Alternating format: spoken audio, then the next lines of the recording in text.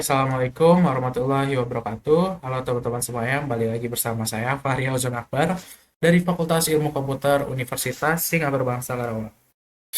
Pada kesempatan kali ini saya akan membuat video yang untuk memenuhi tugas dari mata kuliah Sistem Informasi Akuntansi dan Keuangan yang mendalami materi tentang DeFi atau dibacanya apa ya? DeFi, saya kurang paham seperti pembacaan Wi-Fi. Yaitu tugasnya membuat analisis platform pada ekosistem DeFi dengan meninjau dua platform layanan tersebut dengan menganalisis use case dari white paper project platform tersebut. Pertama, mari kita mengenal dulu nih, apa Decentralized Finance atau DeFi ini. Decentralized Finance sebuah sistem keuangan terbuka yang dibangun di atas teknologi blockchain, khususnya Ethereum, yang bertujuan untuk mereplikasi layanan perbankan tradisional seperti tabungan, pinjaman, dan perdagangan aset tanpa memerlukan perantara terpusat seperti bank atau pialang.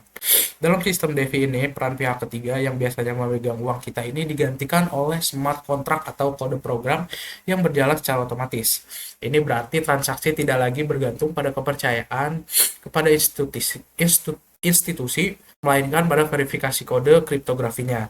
Sehingga sistem ini bisa berjalan setiap harinya 24/7 tanpa hari libur dan dapat diakses oleh siapa aja yang memiliki koneksi internet. Analogi sederhananya itu, bayangin ada sebuah mesin vending mesin. Jika bank ini adalah toko kelontong yang ada penjaganya, bisa tutup, bisa salah hitung, atau bahkan bisa curang oleh penjaganya ini, maka DeFi ini adalah vending mesin kaca transparan. Tidak ada manusia di dalamnya. Anda masukkan uang, tekan tombol, dan barang keluar secara otomatis sesuai program. Uang teman-teman aman di dalam mesin yang terbuat dari baja atau blockchain ini, dan aturan mainnya tertulis jelas di kaca mesin tersebut. Open source code, bisa teman-teman lihat cara kerjanya gitu secara langsung tanpa adanya kecurangan atau semacamnya. Aplikasi yang saya pilih untuk ditinjau yang pertama ini ada Uniswap. Uniswap adalah protokol pertukaran aset kripto desentralisasi terbesar yang berjalan di jaringan Ethereum. Berbeda dengan exchange biasanya, seperti Binance atau toko kripto yang menggunakan sistem order book, daftar antrian jual beli. Uniswap ini menggunakan model inovatif yang disebut Automate Market Maker. Dalam sistem ini, pengguna tidak berdagang melawan pengguna lain, melainkan berdagang melawan kolam likuiditas atau liquidity pool, sebuah tumpukan dana cerdas yang dikumpulkan dari ribuan pengguna lainnya. Analisis use case dan white paper Uniswap. Berdasarkan analisis white paper Uniswap V2 atau V3-nya, inti dari sistem ini itu terletak pada rumus matematika sederhana namun revolusioner, yaitu X kali Y sama dengan K. Dalam samaan ini, X dan Y adalah jumlah dua token berbeda dalam satu kolam, misalnya ETH dan USDT, sedangkan K ini adalah konstanta yang harus selalu tetap.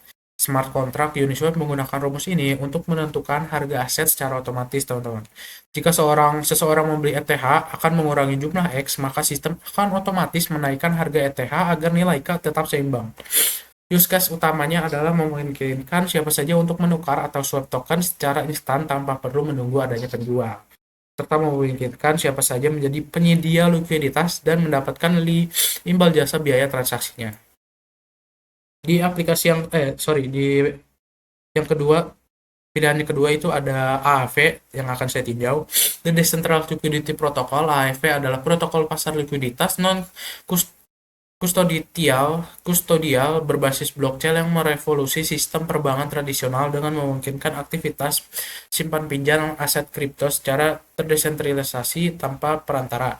Dalam ekosistem ini, pengguna dapat berperan sebagai depositor yang menyetorkan aset ke dalam liquidity pools untuk mendapatkan pendapatan pasif berupa bunga yang dibayarkan secara real time, atau sebagai borrower yang meminjam dana dengan menjaminkan aset lain sebagai agunannya. Nama AFV ini yang berarti hantu dalam bahasa Finlandia mencerminkan filosofi transparansi sistemnya. Infrastruktur keuangan bekerja secara otomatis dan tak terlihat di latar belakang melalui smart contract, menjamin keamanan dan efisiensi modal yang terbuka bagi siapa saja secara global. Analisis use case dan white paper AAV. Menganalisis white paper AAV terdapat dua inovasi nih sistem utama.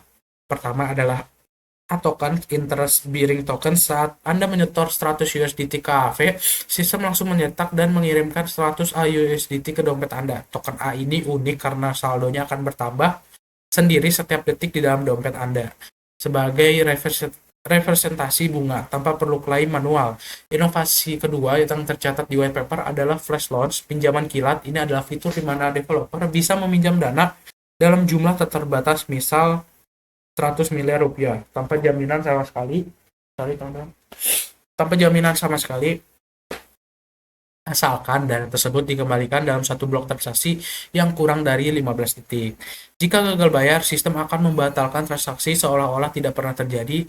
Ini adalah murni inovasi programmable money yang tidak mungkin dilakukan bank konvensional. Ini gila sih. Ini keren banget. Jadi kayak lu kayak teman-teman dipinjemin uang, misalnya tidak bisa membayar, itu dibatalkan.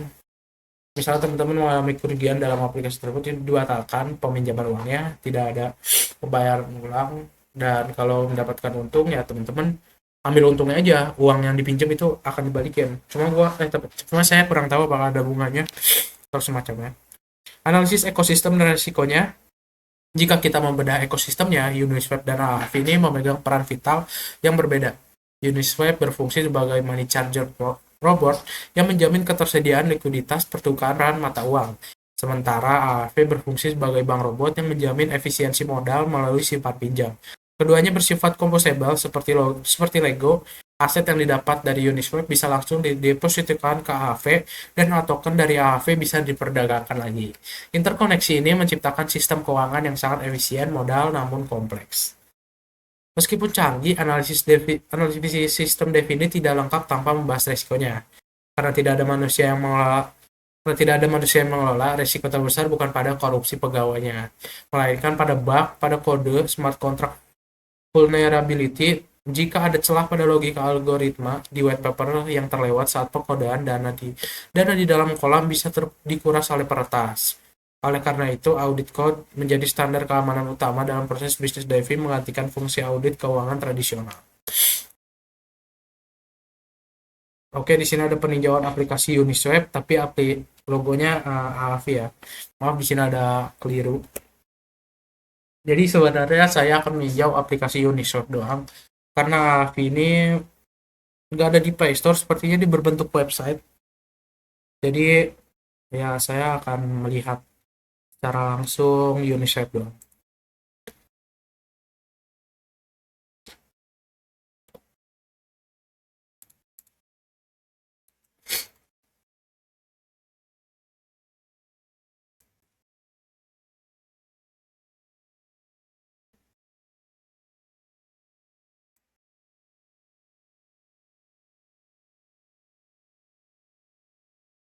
Which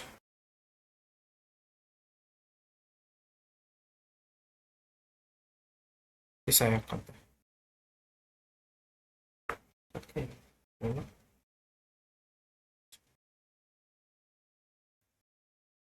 Ini adalah tampilan awal dari aplikasi Uniswap dan ini adalah home-nya. Jadi bisa teman-teman lihat di sini tadi ada explore token dan semacamnya. Di sini Ethereum yang tadi saya jelaskan. Ada start-startnya dan di sini ada seperti biasa grafik-grafik yang ada. Bisa teman-teman like juga. Jadi masuk ke filter like mungkin ya. Ke first token dan semacamnya. Tap source,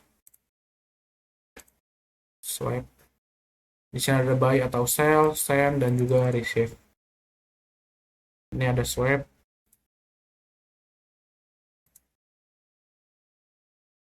Di sini ada pilihan setting. Bisa ganti tema semacamnya. Nilai terang banget dan masih banyak yang lain. Ini sepertinya profilnya, karena saya belum buat profil lengkap, mungkin cuma segini, masih keterbatasan ya. Ini jadi hanya tampilan awal saja yang saya tinjau. Mohon maaf atas kekurangannya sekali lagi teman-teman. Oke, balik lagi langsung aja ke kesimpulannya. Kesimpulannya dari tinjauan terhadap Uniswap dan AF ini, kita dapat menyimpulkan bahwa DeFi bukan sekedar tren spekulasi, melainkan evolusi infrastruktur keuangan. Melalui white paper mereka, kita melihat bagaimana rumus matematika dan kode program mampu menggantikan gedung bank yang megah dan ribuan karyawan administrasinya. Uniswap membuktikan bahwa pasar bisa berjalan tanpa market maker terpusat. Dan AF ini membuktikan bahwa pinjaman bisa berjalan tanpa kredit scoring manual menggunakan sistem agunan berlebih. Bagi mahasiswa sistem informasi, ini adalah gambaran masa depan di mana hukum adalah kode. Code is law. Oke, thank you for watching. Terima kasih udah menonton sampai akhir. Saya minta maaf sekali lagi atas kekurangannya. Terima kasih semuanya. Saya tutup. Wassalamualaikum warahmatullahi wabarakatuh.